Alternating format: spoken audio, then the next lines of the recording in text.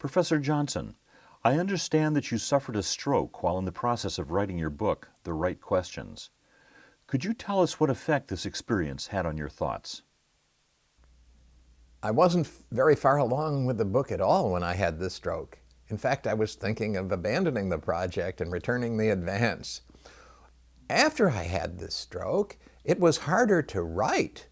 That is, it was harder to type. But I had more to write about.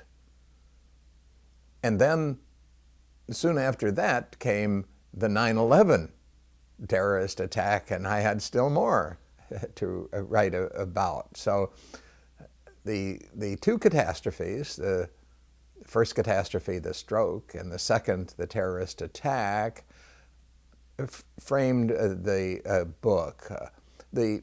Each of them represented instances where you have to go back and rethink what your faith is. What is the solid rock on which we stand? Or are we perhaps resting on the shifting sand which is dissolving from under us? We have to go back to first questions and decide what our ultimate standpoint is. What is our faith commitment? So that's the effect that those two catastrophes had on the book. It turned me in that direction. Do you believe that your experience has been, in some sense, an answer to a prayer you would have never prayed? The stroke experience?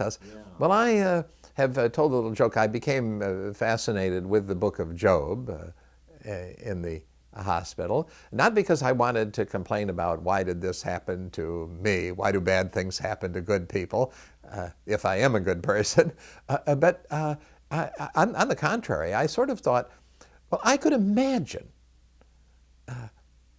Satan saying to God, as he does in the prologue to Job, Phillip Johnson worships you and honors you because he's always been fortunate. Let me touch his brain, and you will see what he is really like. And I could imagine saying, do it, let him do it. Otherwise, I will never know who I really am. And the experience of fighting through that stroke and recovery has certainly been an enormous spiritual experience and transformation, so that I have gone through a bit of a personality change that seems to be even for the better. Thus, I've found meaning in affliction. I can't say that that is true for all the people in all afflictions, but I do know that it is true for many if they have the faith to find it. In light of your stroke, how do you view the differences between scientific medicine and faith healing? That question became so important to me after the experience of suffering a stroke and being in a prolonged period of rehabilitation. In the area of stroke recovery, there's very little science available. The therapy that I had at one of the best hospitals was not scientifically validated by experiments, because they couldn't do that. They just thought it would probably help. And it was very good physical therapy. So I saw how limited science often can be in dealing with imponderables like the human mind or nervous system or the human back and spinal cord, for that matter. So in that sense, it isn't that scientific medicine and the faith healing are opposed. That a healing requires such medicine as science can provide, where it has knowledge, but it also always requires faith. Requires faith in the ability of the body to recover, faith in the skill of the healer, and a faith that there is a purpose, a reason to live and to recover. I had to deal with the possibility that I would never really emerge from the condition I was in after the stroke, that I would be in a wheelchair, and that I would be unable to continue any kind of writing or professional work as I had done. And so I had to think, well, what is life like then? And in chapter 4 of The Right Questions, I speak of how I came to the sense, well, that this is my new post. Being right here in this rehabilitative facility, this is not just a detour on from life's highway. Right now, this is the highway. This is where I was meant to be and where I was meant to live the meaningful life, the kind of life God intended for me to live. That realization gave me an enormous sense of a purpose and commitment in the life of the hospital and of rehabilitation, and actually had a great deal to do, I think, with the very successful recovery I have been making ever since. That this is one of life's most important experiences for me, not simply a detour in an irrelevant detour in the rest of my life. Well, that was the faith element, although I also took full advantage of such scientific therapy as was available. A pessimistic tone comes through in your book, The Right Questions. Was this by design or just a natural outcome of the book's premise? I hadn't thought of it that way. Certainly our culture is in crisis because of the challenge of Islamic terrorism, and also because of our own decadence, moral degeneracy. My own story, along with that, is a story of a terrible health crisis that seemed very discouraging, but is ending up to be a positive experience, and it doesn't make me pessimistic at all. I would say that sometimes these moments of crisis are the moments when one can see we have to get rid of a lot of the baggage that's dragging us down.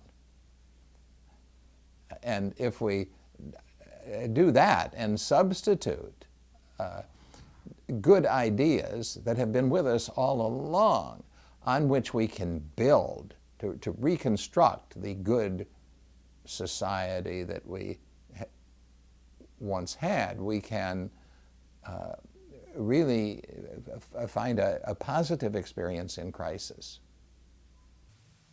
Do you believe the Islamic terrorists were acting in accordance with their religious beliefs or despite the teachings of the Quran? That is one of the questions I present in the book. This is a very controversial subject. Many people will say, why, the terrorism has nothing to do with true Islam. It is an Islam hijacked by a few people. Well, these few people are cheered by millions in those mobs we see on the streets of all the Middle Eastern cities. So I pose the question, is it perhaps the case that the Islamic radicals represent the true Islam? Now, that is not a question for me or for the President of the United States to answer. That is a question for the Muslims themselves to answer. So we need to press it on them. There are some Muslim intellectuals who will challenge the terrorists and say they have it all wrong.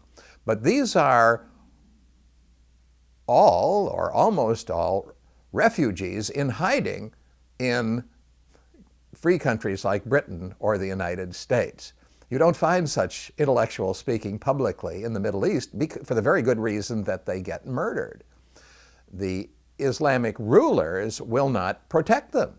So until the Islamic rulers take convincing steps to show that they really very strongly disapprove of radical Islam, strongly enough to take steps to stop it in its tracks, then I think we have to suspect that they secretly approve of the radical activities and just want to issue a disclaimer.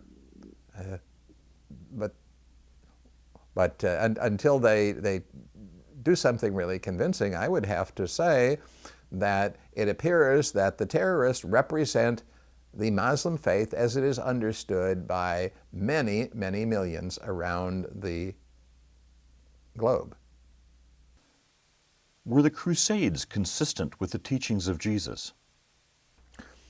Probably not, although I am reluctant to make snap judgments of something that far back in history, because I think that the history of the Crusades has been much misrepresented. There was much more of a defensive case for them than many people realize. They tend to think of it as an episode in 19th century colonialism back many centuries before, and this is not accurate. So there is more complexity to the history, but certainly Europe at that time was a continent full of very brutal people who practiced extreme brutality when they sought to liberate, as they would say, the Holy Lands, and when they massacred the inhabitants of Jerusalem. So the Crusades as a whole are a black mark on the history of Europe, and inconsistent with the principles of Jesus, certainly.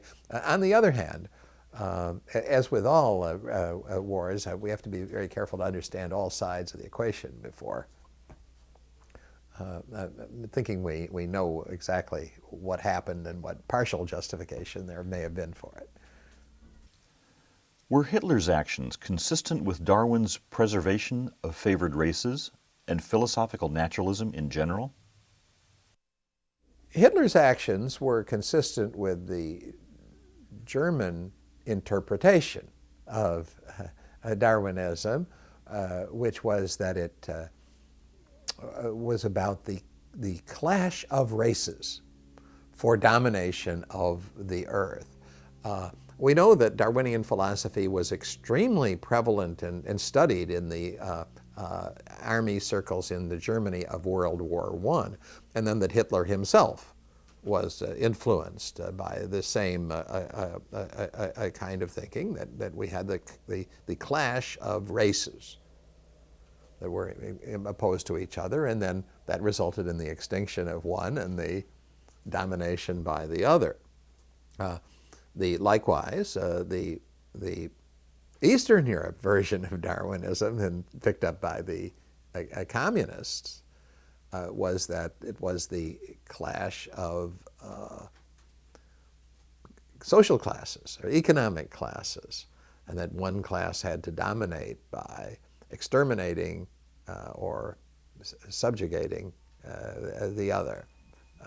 So these events all can be traced to elements in the Darwinian philosophy, which of course is not to say that Darwin intended any such thing. He did not.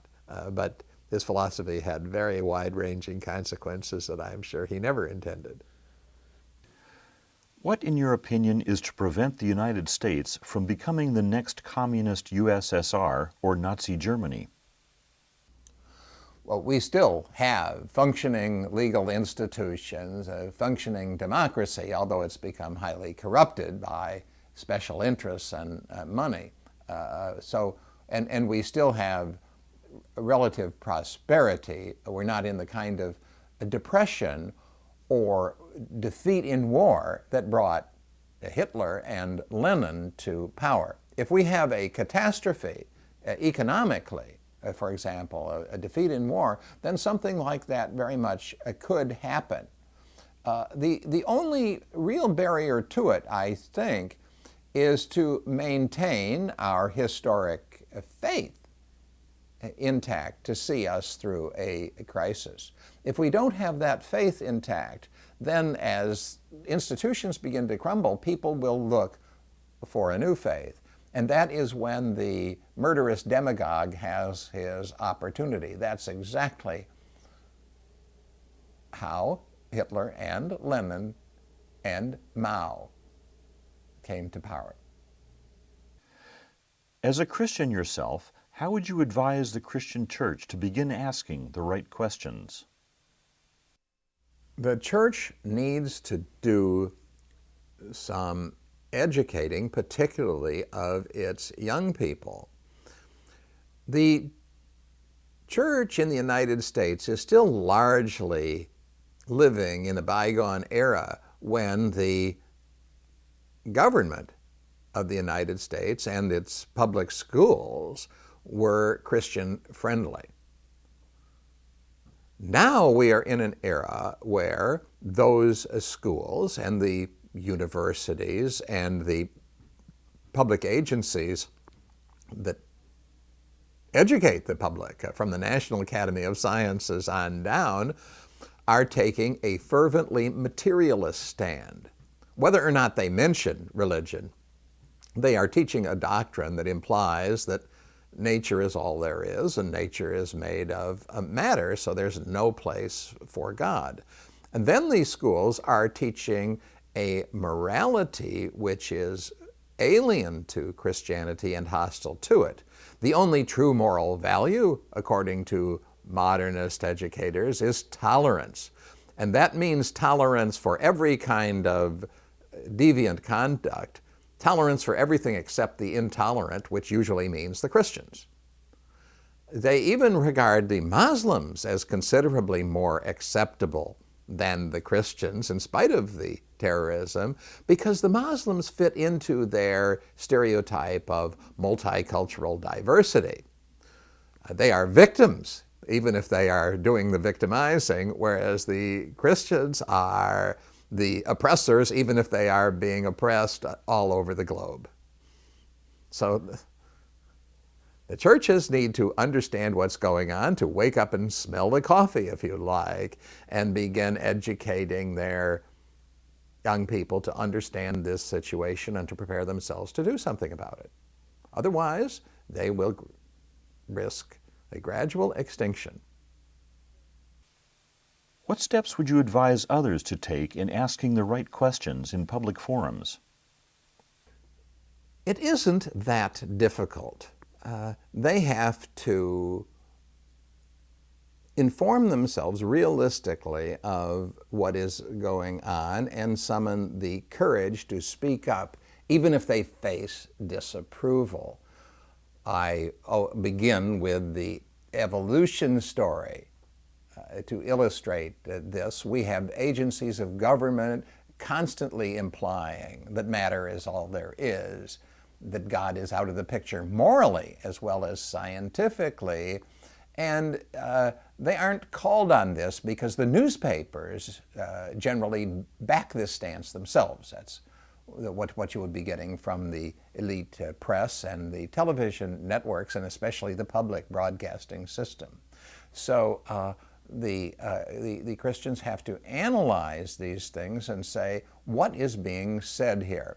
The public television ran a series on evolution just months ago that was designed to convince the public that all of this is true. It made certain efforts to pretend that evolution is Christian friendly. But the pretense was very thin, and I am happy to say that an enormous number of people seem to have seen through it because it was such an unconvincing performance. The implicit message of the show was atheistic throughout, although they had some superficial reconciliation with Christianity, like showing a professor taking Mass in a television studio. That didn't fool very many people. So what the churches have to do is people realize that this is going on. They have to summon the courage to speak out about it, and especially to speak out within their own ranks to say we are facing the kind of challenge here that the early Christians faced from a pagan empire that surrounded them. We are now surrounded by a pagan cultural empire. We still have a chance to do something about it, but the hour is late. Should a college education prepare students to understand the ultimate purpose or meaning for which life should be lived? Most colleges would say today, in our postmodernist university, we can't teach anyone to understand the ultimate purpose of life because the faculty doesn't understand it either. We don't have any reasonable method to approach such questions. It's whatever you want it to be. So there's nothing to teach there. There's no knowledge in that subject at all. Each individual chooses his or her own purposes, and that's just about all there is to say about the subject, following the same philosophy that seduced the Supreme Court, so three of the justices of the Supreme Court in the Carey case. Are certain a priori commitments indispensable as a basis for rational dialogue and mutual tolerance? A liberal education has to be based on two preconceptions. One is that we are all trying to gain knowledge. Together we agree that there is a knowledge and we are trying to gain it.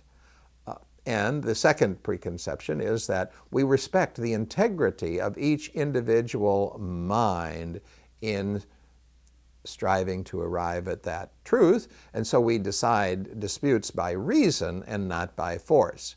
Now, the scientific community, when it is operating correctly, does operate that way with respect to the specific questions that are subject to scientific determination. We agree to respect each other and then to hold experiments that can be repeated in each other's laboratories to decide disputed questions. That's an excellent system, but the trouble is it's only applicable to a fairly narrow range of disputes. So then the question is, what do you do about matters outside of the realm of experimental science, which is to say most important matters?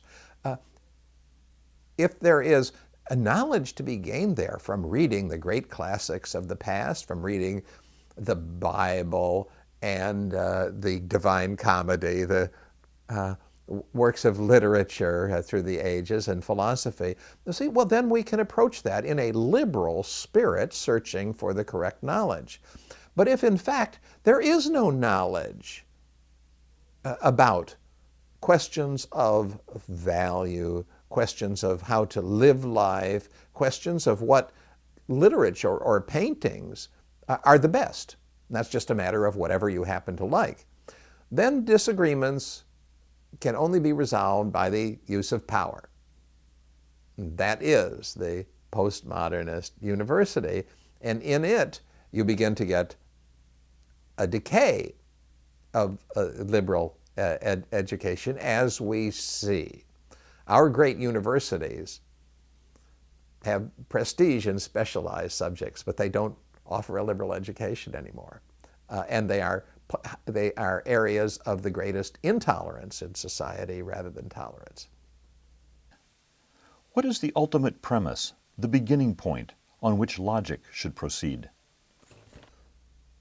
I would say first, the premise has to be that there is knowledge and we can find it. There are some things which are true with a capital T. That means true for everybody and not just for me. Without that, you'll see our reasoning is at sea. It's based on quicksand. And I think we also have to assume as a we have to assume as a precondition that God exists. Truth with a capital T is truth as God sees it. And so he has to exist in order for there to be such a thing as truth with a capital T. And the other key premise is that God cares about human lives. He values each human personality created in the image of a God. Each person has an enormous importance.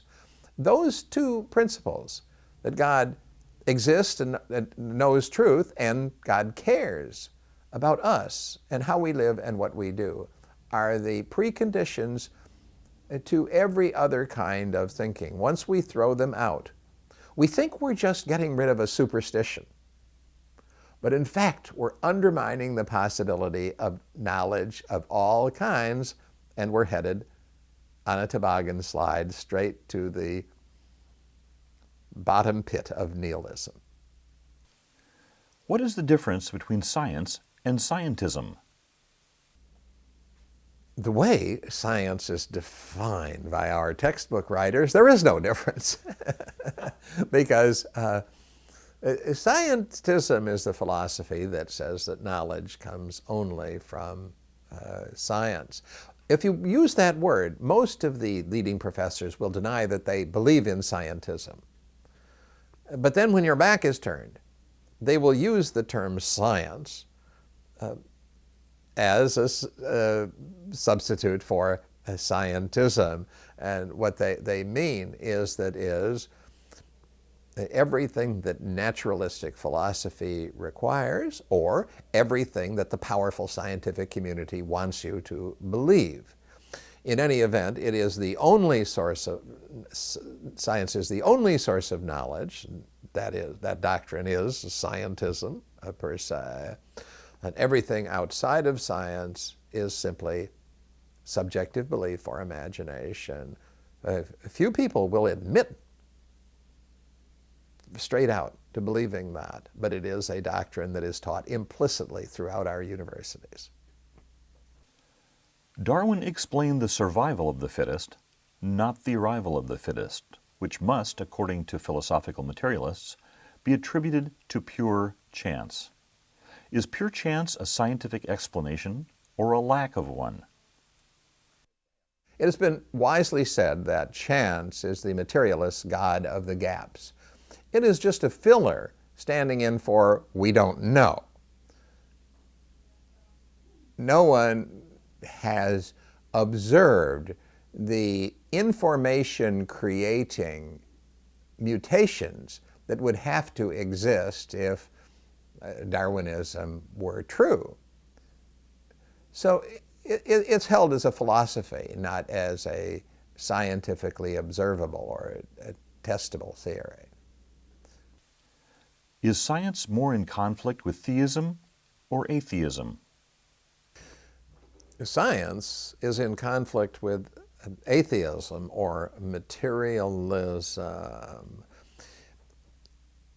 It's easy to see this if you just think through the logic of scientific materialism. If everything is the product of blind material forces, matter in motion, then that includes the thoughts that come out of the chemical processes in your brain. A scientist like Francis Crick, who writes about this subject, will always say, your thoughts are nothing but the product of material forces, material combinations in the brain. He never says, my thoughts are only the products of chemical combinations in the brain. Every philosophy of this kind always has a tacit exception for the philosopher who is lecturing the rest of the world. Freud never applied psychoanalytic principles to himself, but only to his patients. So in that event, if all human thoughts are the product of blind material forces, such as neurons firing in the brain, then scientific thoughts are the product of unintelligent material forces. In that case, what validity do they have? The true metaphysical basis of science is the doctrine that we are created in the image of the Creator, who has all knowledge. Because we are created in His image, we can attain some of the knowledge that He has. We don't attain as much of it as we would like to because our minds are in a fallen condition, and this leads to distortion. But that is the medical platform for their validity. We are created in God's image. If, on the other hand, we are merely another product of these materialist forces, then all of our thoughts are arbitrary and rest only on power. This is not only my opinion. This nihilistic doctrine is what is widely assumed throughout the postmodern university today as orthodoxy. Isn't the Big Bang model of the universe more consistent with theism than atheism? Yes, the Big Bang was resisted for a long time by physicists precisely because it shows an absolute beginning for the universe and hence seems to imply a theism. Some Christians have jumped on that even to build a whole apologetic out of it. I'm not sure that that's wise, because the physicists who are agnostics are working very hard to get that absolute beginning out of the system. That's why we have the oscillating Big Bang universe. We have the Big Bang followed by the Big Crunch and then a bang again. Or there are various other sophisticated ways in which the physics community is managing to get back to an eternal universe again by a lot of scientific sleight of hand. So they will tend to use their cultural power and conformist ways to escape consequences that they don't like, and theism is a consequence they don't like. Ultimately, our questions regarding origins comes down to a fundamental choice between eternal matter or an eternal creator. Which, in your view, provides a more reasonable foundation for one's comprehensive worldview? That is why Darwinism matters as much as it does. If the universe can do its own creating, if it just has some particles and a few natural laws to work with, then it will seem to many people that it is more reasonable to start with matter, because that seems like the simplest thing. The creator, on the other hand, a reasoning, purposeful being, seems more complicated, although we can't really evaluate the creator from those human terms. But when we see that the theory of evolution is fatally flawed and isn't generated at all by the scientific data, but rather by prejudice in favor of naturalism, the very thing it purports to prove, then we see, well, if you start out with just matter in motion, you're not going anywhere. That's all you're ever going to have. And so it's absolutely necessary that you bring the creator into the picture, because that's the only way you're going to get the rest of the creating done. You're left with the question, admittedly, of where did the creator come from? You always have to have something that's eternal, something that didn't come from anywhere, the uncaused cause of everything else. The creator can do the job, and eternal matter can't. Science is usually defined in such a way as to exclude anything but purely natural causes. In your view, does scientific evidence tend to support the claim that unintelligent natural causes were sufficient to create everything that exists?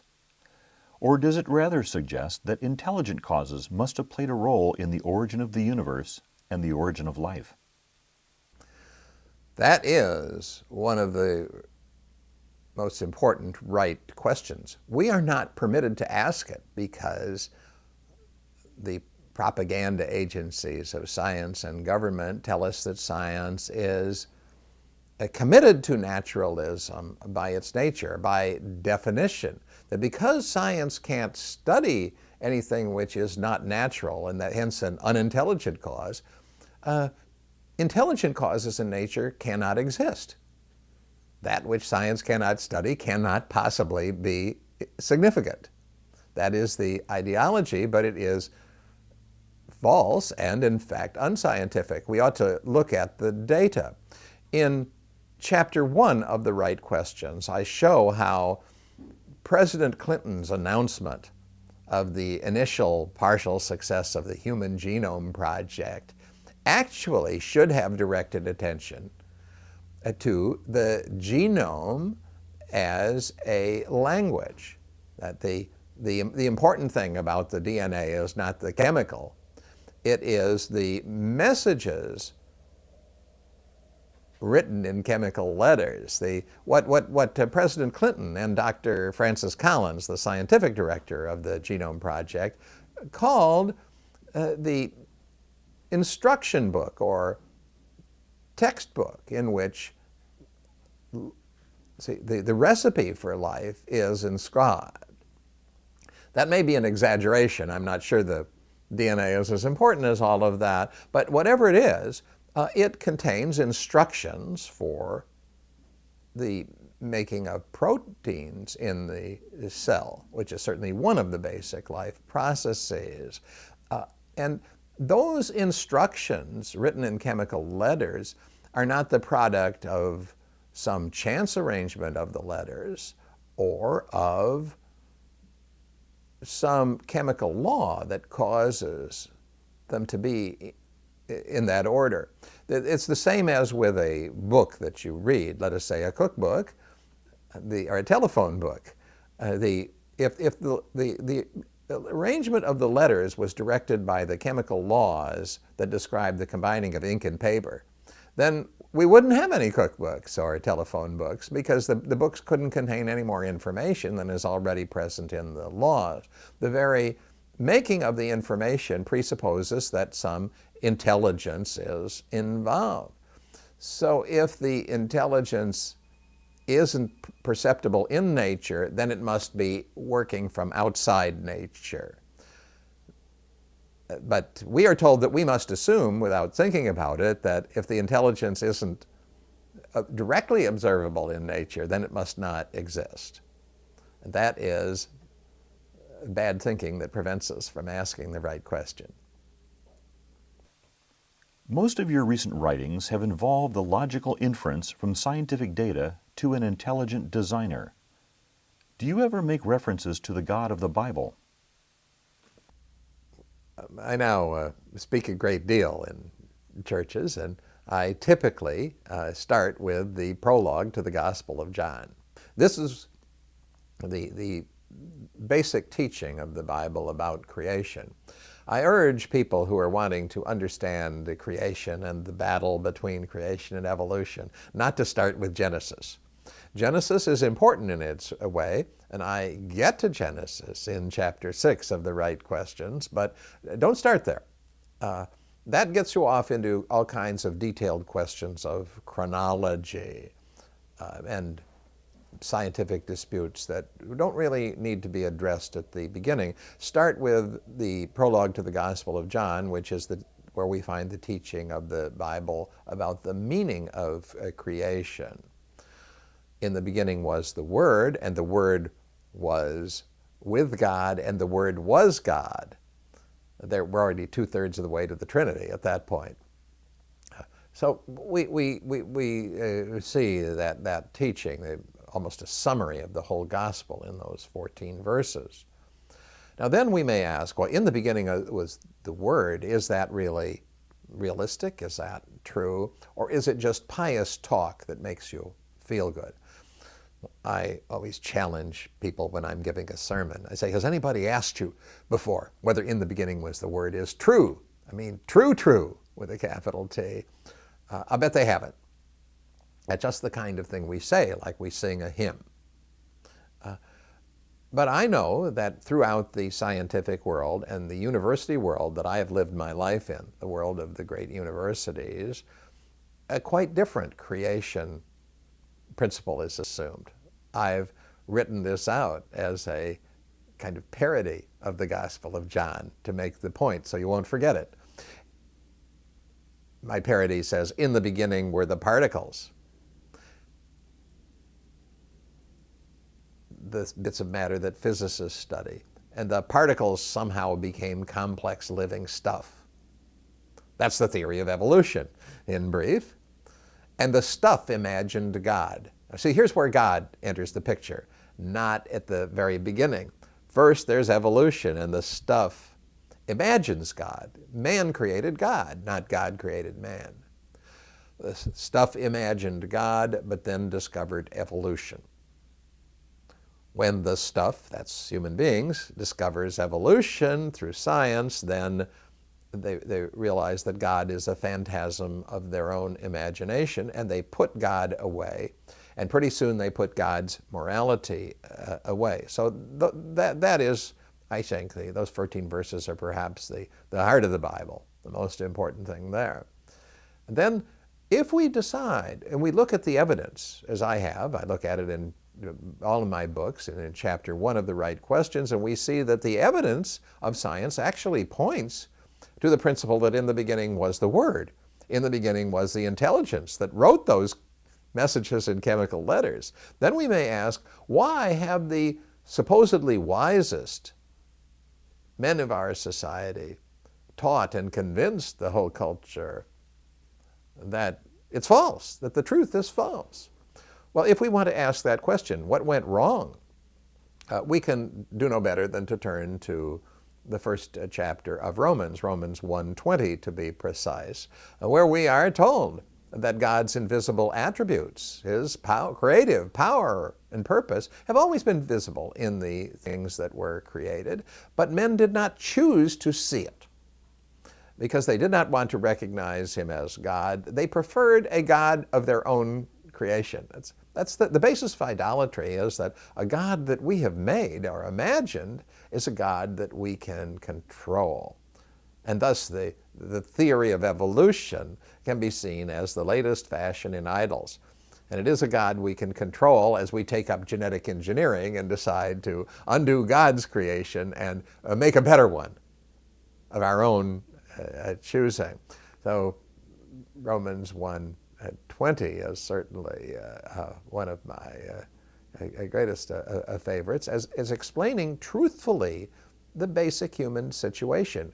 Why did these supposedly wise men become fools? It's all explained there. Some theologians have made the case that there is no more reasonable or rational way for God to reveal Himself than to take on human flesh and dwell among us. What is your opinion on this matter? That is, and yet, to the natural human mind, it doesn't seem reasonable. Paul said it's a scandal to the Greeks and a stumbling block to the Jews, especially to the Greek philosophy, which is what we have today. Our own scientific philosophy is what kind of thing Paul had in mind. We tend to think that God ought to be up there in the sky, ought to be completely distant from us. Allah is like that, by the way, the God of the Muslims. He's totally distant from the world. You can't imagine Allah taking human form. So it is something that had to be revealed, that men seem to be naturally resistant to. That God, the Word became flesh and dwelt among us. That is one of the illustrations that makes so clearly the point. The Christian gospel is God's revelation to man. It is not something that men think up when they want to have a religion that is to their liking. If the evolution of modern technology, from automobiles to computer software, required continual intelligent input, why doesn't biological evolution imply an even greater intelligence? Well, certainly the nature of the biological phenomena that we see requires intelligent input. And whether it happened suddenly or gradually, that doesn't matter. The reason why we aren't permitted to recognize the intelligent input is that a lot of philosophical content is packed into that word evolution.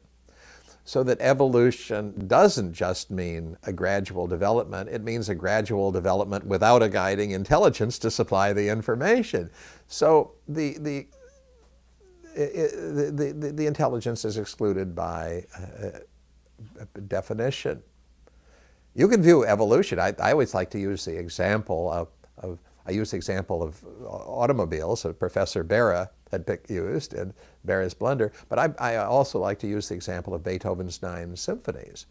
There is an evolution, if you like, from Beethoven's 1st symphony to the 9th, but this has no tendency whatever to show that the symphonies wrote themselves in this process. Beethoven was unnecessary. That is a parody of the same error that is made in biology. If there was gradual development, then it must have been by unintelligent processes with no directing intelligence involved. All really important questions are settled by definition and not by investigation. That is the great misrepresentation of our textbooks.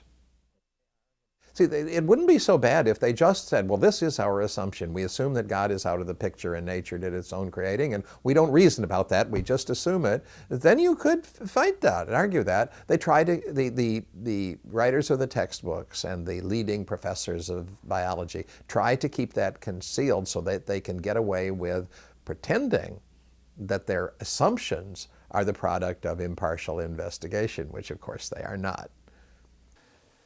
You seem to indicate that there is hope for more open debate of Darwinism and philosophical naturalism. Do you see this taking place in the near or distant future? I see it taking place in the near future because of developments that are occurring right now. In my younger days, it was taken for granted, as it still is in many universities, that science has established that our first principles are decided for us by the principles of naturalism. So there is no room for religion. But now we have this powerful resurgence of the Muslim challenge. Whatever else you may say about the Muslim terrorists, they definitely believe in the religious basis of their activities. But in the West, in Europe and North America, we have a lot of people who hold to a religion in a formal sense, but don't really believe in it with any great fervor. They don't base their lives on those principles that come from their religion, and they certainly are not prepared to lay down their lives or even their reputations for their faith. Their true faith is in science or perhaps in money. That is why we're at such a disadvantage, and we've got to start rethinking our first principles and our faith. Secular universities aside, don't you even see most Christian colleges and universities as a lost cause with regard to your intelligent design movement? I am reluctant to see anything as a lost cause. The Christian universities are certainly a great disappointment. Again, I think this is because the churches, and through them the parents, have neglected to inform their young people of the facts of life before they go to these universities. Now, by the facts of life, I don't mean the birds and the bees. I mean that there is a powerful pagan challenge and a backsliding to pantheism and paganism going on in our culture and even in Christian institutions. So they have to watch what is being taught carefully. Certainly, we know that students in secular universities need Christian support groups to help them maintain the faith. The sad fact is that this is true in Christian colleges and universities also now. But if that is done, you will see that the spark of faith can be rekindled very quickly. There are a lot of young people who want to do that and who would call those colleges and universities back to their historic roots. And then the parents and the alumni, the graduates, have to speak with their money. It is really sad to see many wealthy Christians funding programs at colleges and universities that then stand opposed to everything that those donors have devoted their lives to. They don't give their money intelligently. They're seduced by promises of a building named after you or something of that kind. That's what needs to be done, but no, it's not a lost cause. What is the best understanding of religion in a pluralistic society such as ours? I actually don't like the term religion, although I use it in that question because it is culturally so predominant. It's a term that comes from a naturalistic understanding of things. Religion is just subjective belief, whereas science is what we all believe in and accept. So I like to think, what is the approach to ultimate metaphysical truth in a pluralistic society like the United States? And that is why I approach it as I do in Chapter 8 of the Right Questions, like by asking, what is the most important event in history? When we decide that, see, we are deciding what is the correct religion. Also, when I ask in another chapter, what is the ultimate premise from which we ought to reason? Well, there we're speaking about the ultimate truth. Well, it is religion, but that's in some ways a misleading term to use, because religion connotes mere subjective belief or fantasy to a naturalistic culture, and that's not what I mean.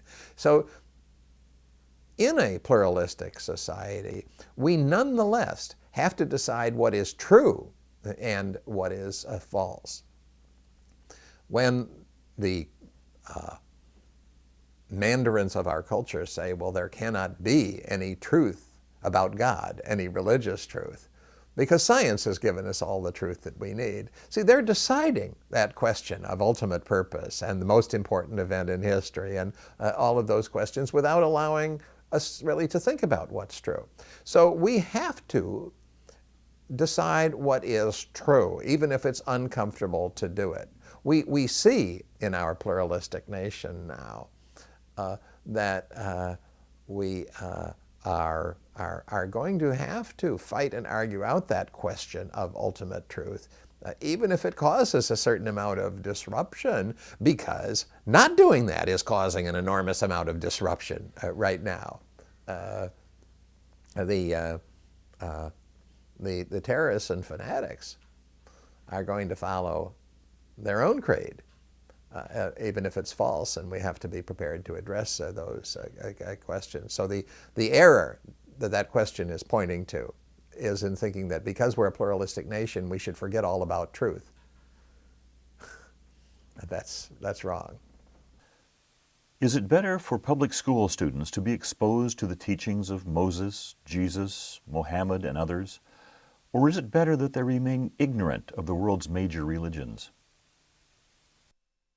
I argue in the concluding chapter of the Right Questions that it is grossly irresponsible for any school system to deny its students knowledge of the Gospels, exactly what Jesus did and said, or is reported to have done and said in the Gospels. I would be satisfied if they just learn what's in them. Then sometimes when you suggest that, people will say, well, should they learn about the other religions? They assume you must be intolerant, some kind of a bigot. What would they learn about what Muhammad said and did? And I would say they certainly should, yes. I'm very much in favor of that. They should have some basis for comparison with the major alternatives. You can't deal with everything, but with the major alternatives. I would be very satisfied by that comparison. Once the young people were able to see what the gospel is for themselves, the outcome, I think, will be a good one. Now, it is interesting that no public educational system in the world, emphatically including the United States, does that. The reason is that the authorities are all afraid of what will happen if the gospel is loose in their countries. And certainly the Muslims are utterly terrified if a Bible even comes within their borders, because they see the destructive potential that gospel would have. They would never allow their young people to be exposed to it, not because they think it's false, but because they're afraid it's true, or at least so persuasive that the young people will believe it. Similarly, in the United States, why don't we want our young people to know what is in the four Gospels, Matthew, Mark, Luke, and John? Our cultural authorities, I call them the mandarins, don't want the young people to know that because they think they will find it overwhelmingly attractive and believe it. That is the great fear. And it wouldn't do for them to show that in comparison with another religious leader like Mohammed or Buddha, because they don't think they'll be as attractive over the long run and in most cases. So the Gospels are dynamite, and that is why where they are not believed, they must be suppressed. As otherwise, if you give the truth a chance to speak for itself, it will. Some people are convinced that the First Amendment has almost come to mean the elimination of the church by the state and the establishment of a secular religion. What do you think the original intent of the First Amendment was, and do you believe that it has been perverted through time? The original intent of the First Amendment is well known, was to keep religion out of the hands of the federal government. It certainly has been perverted by the Supreme Court and by pressure from secularist groups, and in some occasions by Protestant anti-Catholic groups. It has become a charter for the federal government to get into the religion business in a very big way and to regulate it at every level of society. And then the federal government's ideology, its religion, as you like, under pressure from the secularist groups, has become a militant secularism, so that the federal government is enforcing this militant secularism, largely through the courts, in such things as local schools, which was never intended to be a constitutional responsibility. You see, if you live in a particular community and the people there are all following one religion that you don't happen to like, you have the option to move somewhere else, and that's not terribly difficult in this vast country. People have done that very readily and successfully. But if you have a creed adopted at the national level, which is then forced on you, you're stuck there. And that's what is happening, that the militant secularism and agnosticism is being enforced as a creed throughout the nation, which is certainly the opposite of what the framers of the Constitution intended. The University of California is funded by a population that is primarily Christian. Can and should taxpayers hold the university accountable in terms of philosophical and religious neutrality? I like to start by saying that the Christian community itself has enough resources and enough talent to do the job all by itself, if it's willing to pay the price, determined enough to do it, and wise enough to see what has to be done. For example, I've mentioned that donors to the Christian institutions can insist that they be really Christian and that they'll get their way in the end. When you deal with something like the University of California, I prefer a ground-up approach.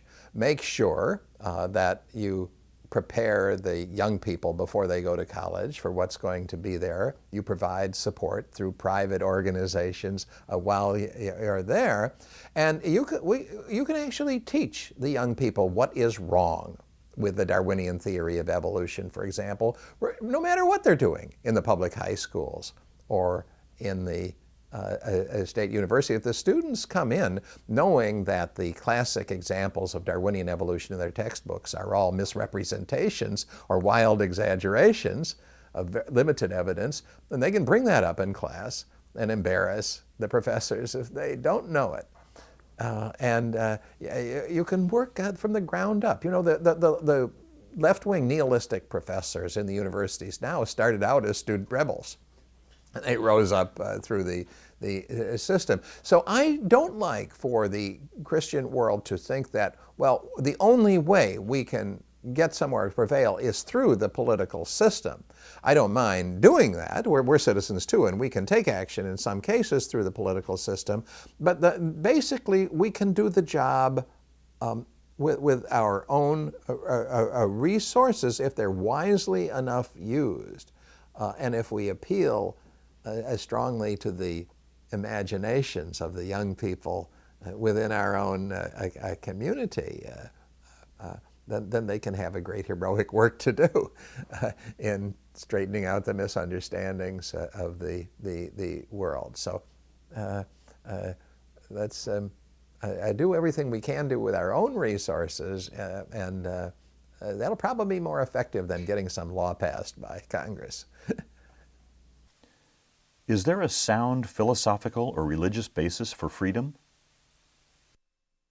I think that the history of the French Revolution is extremely insightful on seeing what happens when God is discarded. The French Revolution was built on principles of liberty, equality, and fraternity. A goddess of reason was enthroned in place of the old a god of the Bible. So things looked that they were off to a very idealistic start, and this collapsed into mass murder, of course, at the reign of terror, and anarchy. And then you have the military dictator, Napoleon, picking up the pieces. Now, when one sees the same thing really in Germany and Russia. The collapse of Germany came after a long period of deconstruction of the Bible, and the growing influence of Darwinian philosophy. Again, you have an appeal to the rational in the great universities of Germany, but no underlying faith in the Creator and His goodness, and the responsibility of man to the Creator. In the early Soviet Union, you have the idea that through the exercise of scientific reason, we are going to build a utopia on Earth. It ended in the Gulag archipelago. And it got to that point very, very quickly. So the idea that man's reason can substitute for faith in the Creator and His laws has a long and disastrous history. If God is dead, is everything permitted? Or does morality continue as before, but on a secular basis? In the 19th century, just after the Enlightenment, when God was being pushed out of human culture, people assumed, well, our morality will continue as before. Charles Darwin and his disciple Thomas Henry Huxley both assumed that. They were normal Victorians in morality, as were many of the religious skeptics of the Victorian era. Now, Friedrich Nietzsche is particularly important in philosophy because he saw through this. He told that culture that when God is dead, then everything becomes permitted. Dostoevsky also saw exactly the same point. When God is out of the picture, God's morality goes with him. Now, there was the dream that a new morality could be instructed just by human reason. But it turns out that when humans disagree about what that morality should be, there is no way other than force to resolve the disagreement.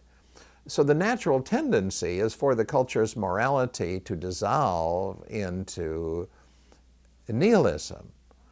We saw this in a Supreme Court decision that I love to quote in what lawyers call the Kerry case, one of the abortion cases, where 3 justices of the Supreme Court, Republican appointed, said that with important moral questions, each individual must be allowed to make up his or her mind on the purposes of life and the resulting morality.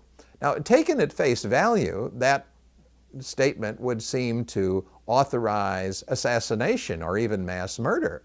One might say that the terrorists of 9/11 made up their own minds on the moral question. It's just a different opinion from ours. Who is to say which is right? Now, the Supreme Court wasn't going to go that far, of course. When they began to see where they were headed, they pulled right back and they said, well, this only applies to a pregnant woman deciding whether to have an abortion. So that was an arbitrary limitation. As they stated the principle, it would seem to apply to everyone in every circumstance. And that is exactly what you see becoming the mainstream dogma in the postmodernist university, as we call it.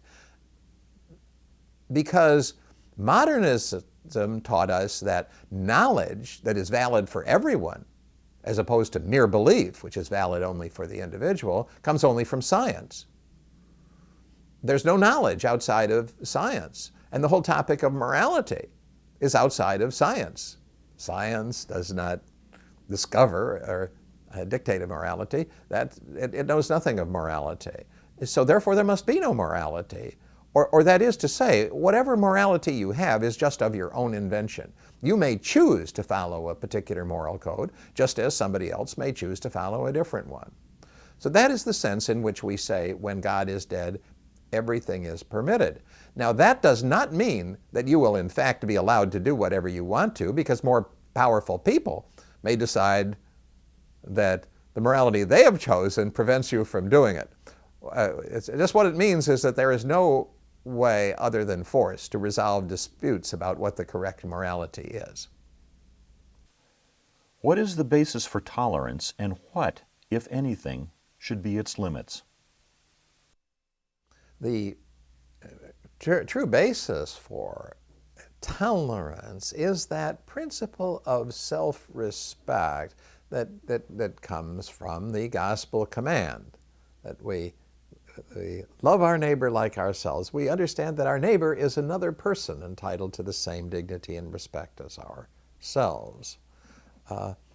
Now, we are living in a time when claims of tolerance are used as a pretext for intolerance. Thus, a certain group will say, well, you must be tolerant toward us, which means you must approve of what we do, which means that we must be able to take your children away from you and indoctrinate them in our way of thinking in the schools, which we will control. And it means that we must be allowed to punish as hate speech any statement which we regard as intolerant because it disapproves of us. So we see intolerance flying the banner of tolerance in the movement in our culture that we call political correctness. It is widely recognized that Christian theism was the foundation for human rights. Can human rights stand without a theistic base of support?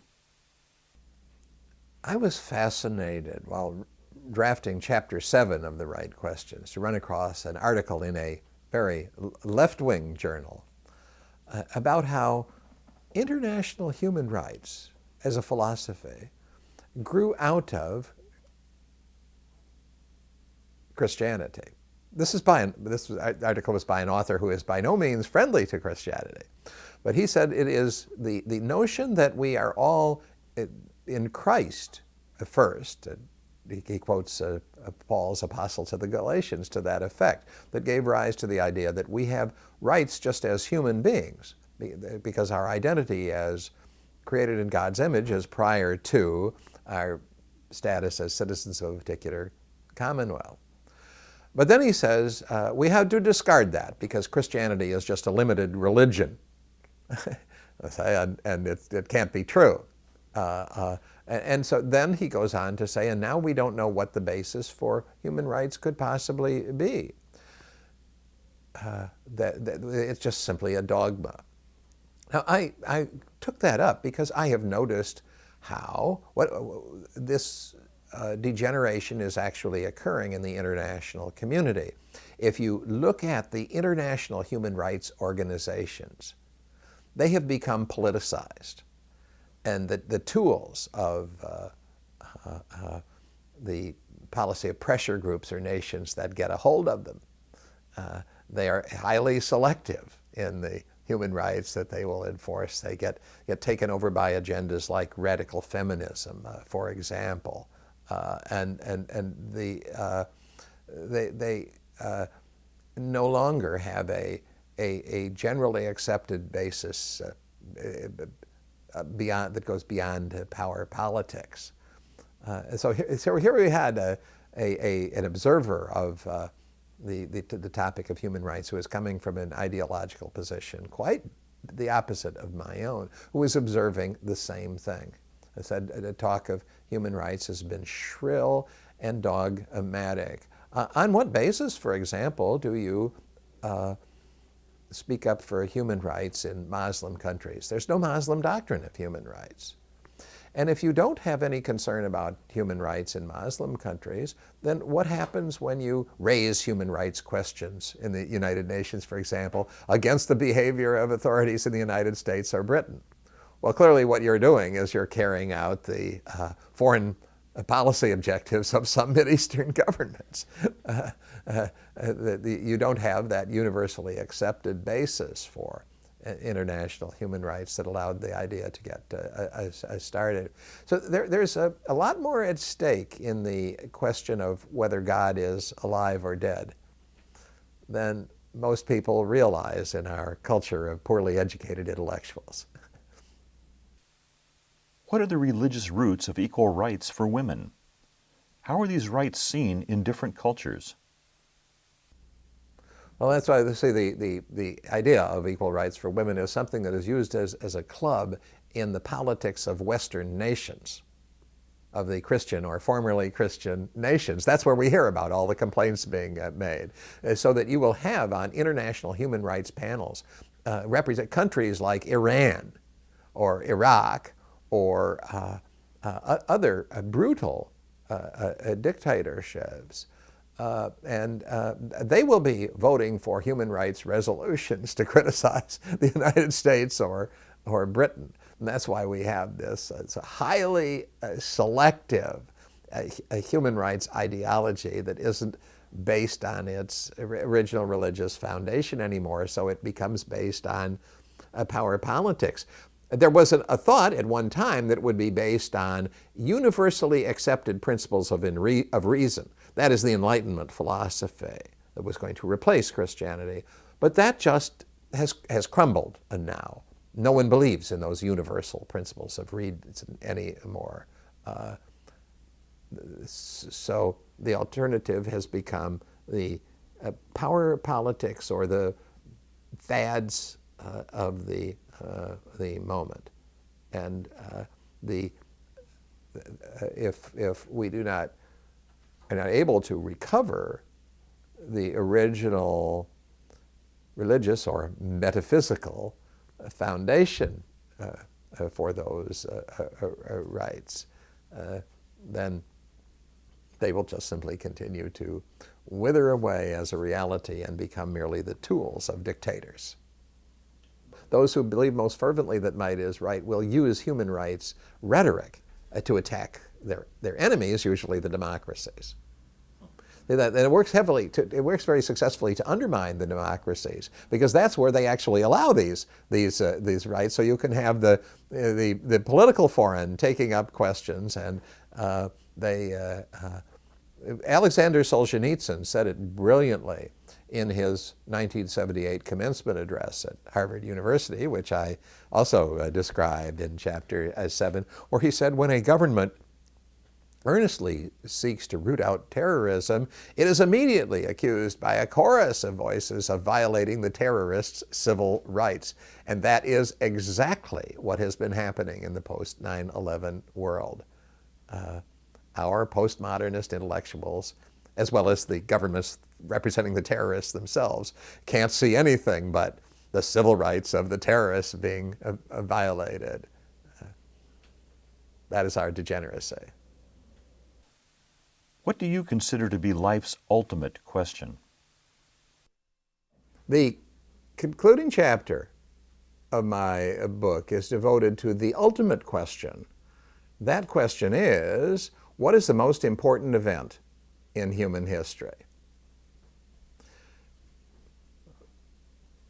I offer several alternatives to choose from. The only criterion for eligibility is it must be an event that is important to everyone, not just one tribe or group, and it must be an event in history. The invention of writing wouldn't count.